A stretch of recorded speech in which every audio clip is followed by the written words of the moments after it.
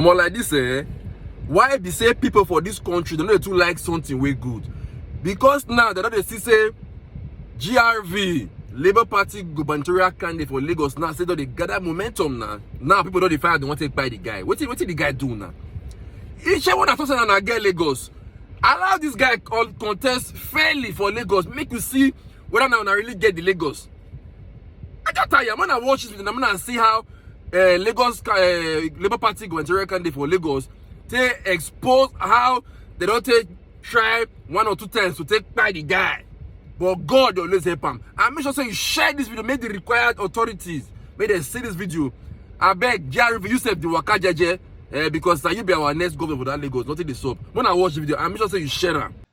There was an attack, and indeed, some elements shot at some of your guys. Were you the target? Is this about what Body Judge was talking about, that you might be? Yes, there have been a lot of threats. There have been a lot of, we've gotten a lot of intel about potential assassination attempts on my life.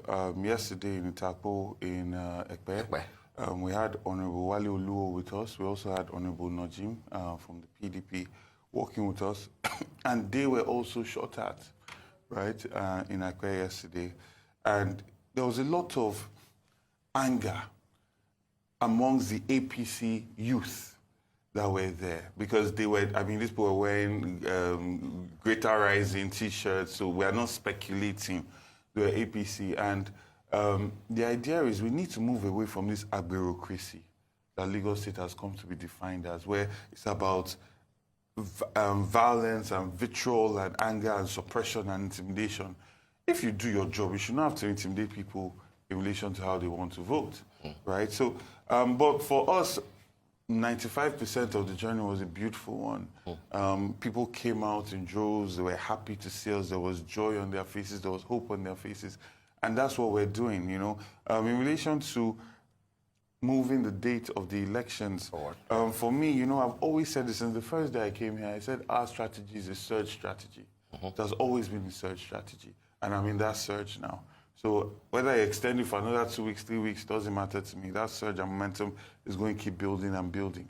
But lastly, it's very important that the data from BVAS is properly taken out before it is reset or reconfigured or whatever they want to term it as, so that His Excellency Peter Obi will stand the best chance in court with the data. Because we've seen our original results. We have our original polling unit results. And we know that we won Lagos to over 900,000 votes. To APC's 160-something thousand votes. That's what our PE results are telling us. And the situation room of the PDP is saying the same. So we need, if I have to wait for another month for that process to come out, I don't mind. But we must give those presidential candidates the best possible foot. We must put their best foot forward in terms of evidence, in terms of data, in terms of the reality of what happened on that day. Yeah, well, we understand that your party has, you know, probably called for a nationwide peaceful protest because INEC has refused to give Peter Obi access to, you know, the BVAS as well. I'd love for you to touch on that. But more importantly, do you feel threatened? I want you to paint a graphic picture to our audience on what exactly happened in Ekpe yesterday. So as our convoy was moving out, a lot of young men came out and tried to block the road, right? And obviously we cannot go in because we had quite a lot of force with us in terms of police. And yeah, the police were with us.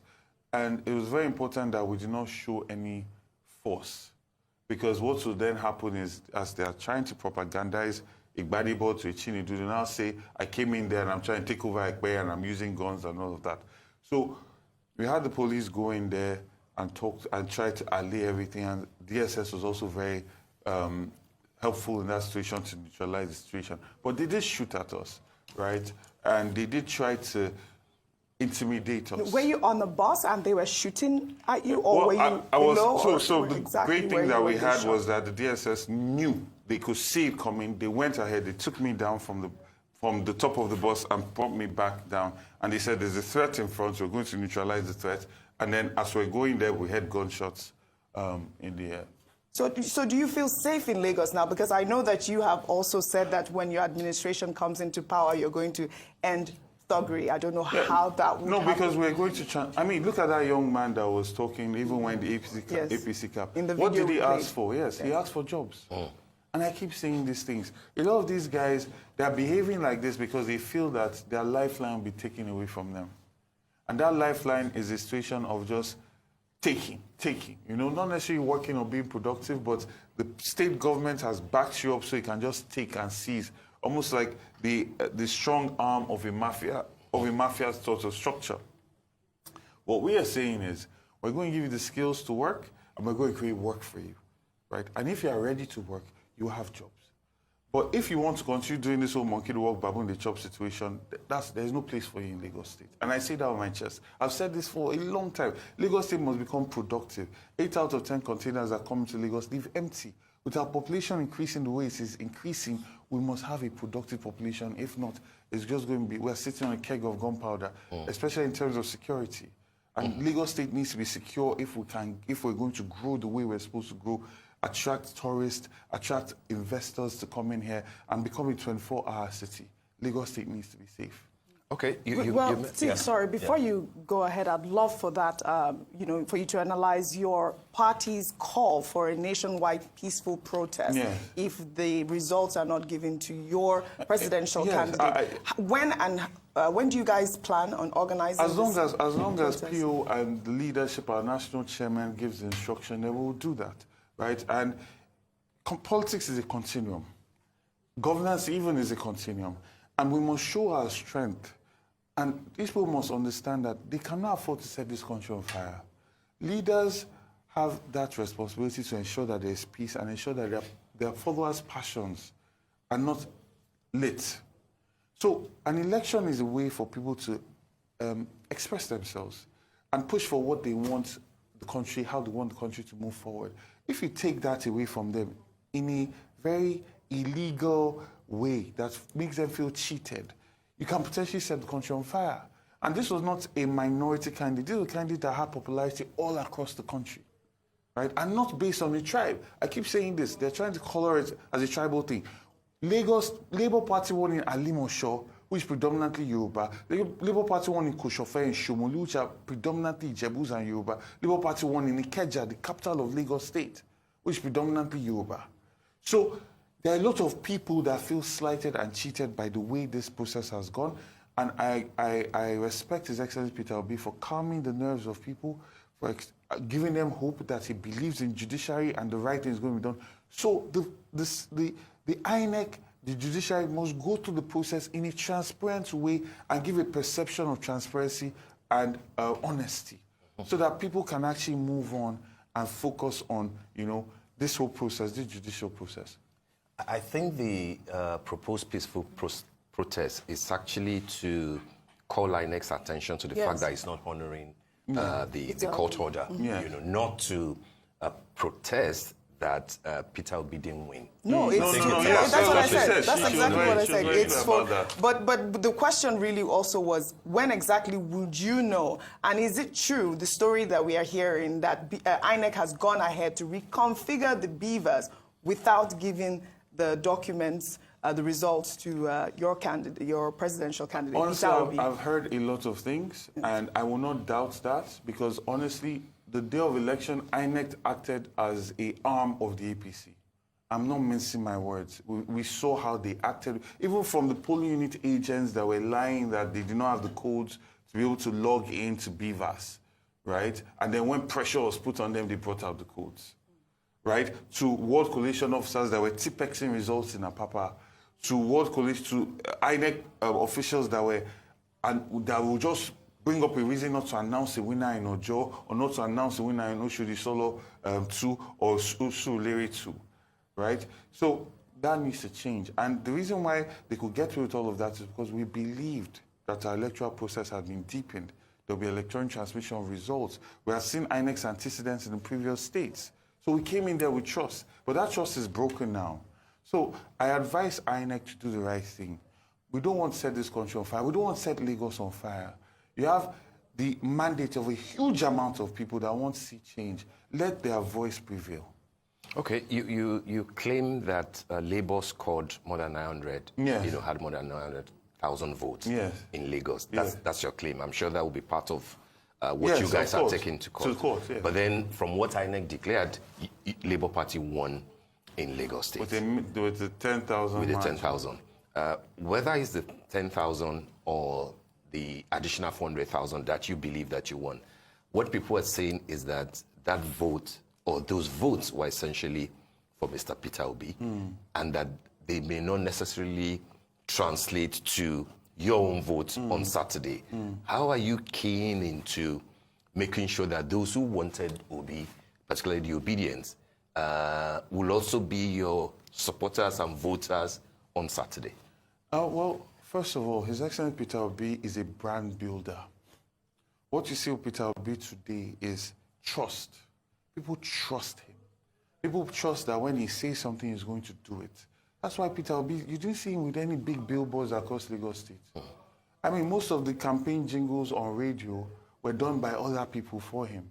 I don't think he had any big campaign videos on TV. I don't know, correct me if I'm wrong.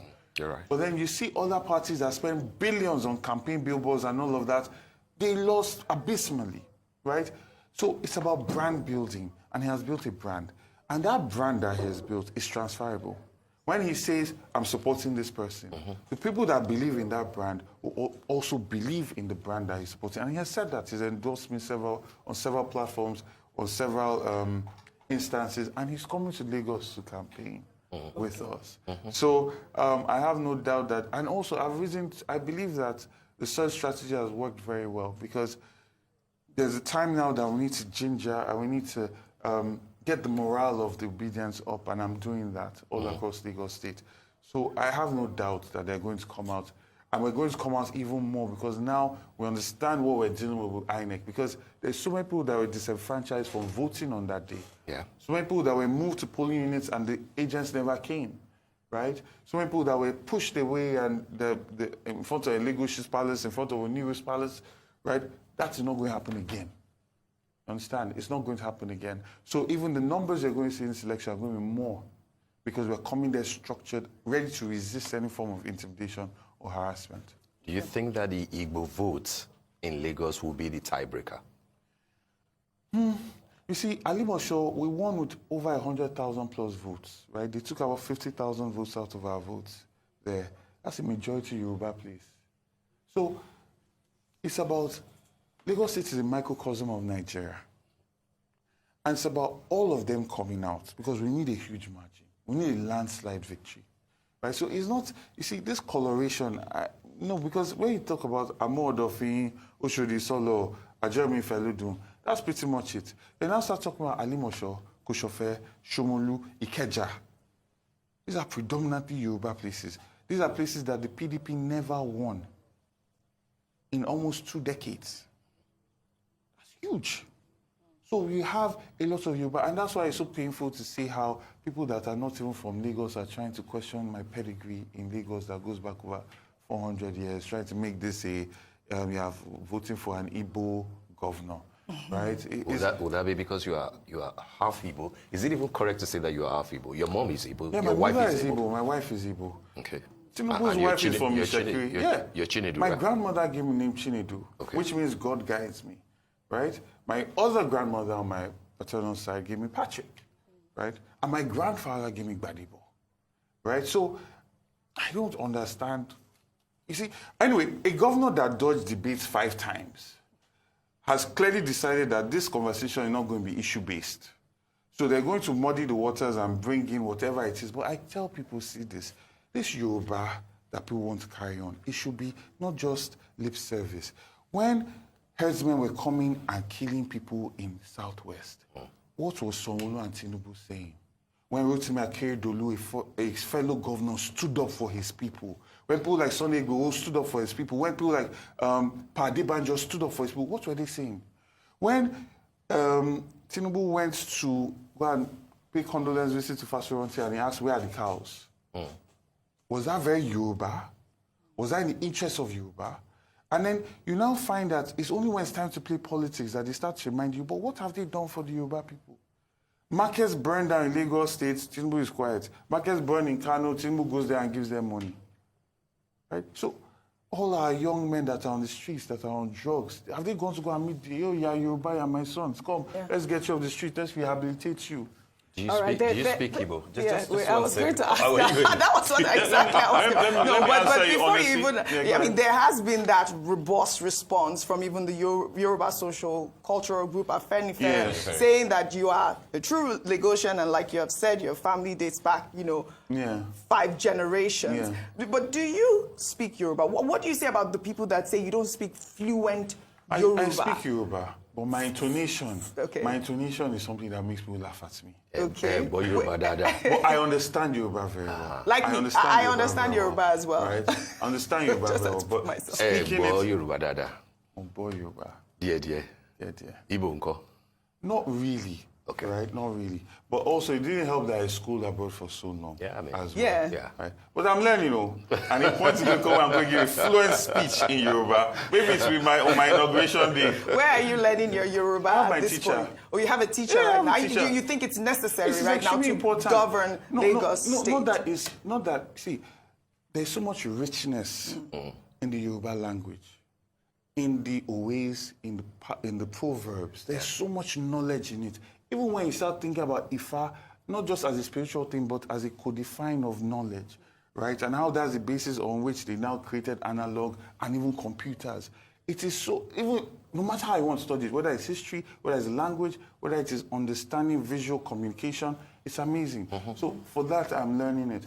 And language goes into people's hearts, right? English can, if you're very good, go into people's hearts, but language always goes into people's hearts. So it's important to learn.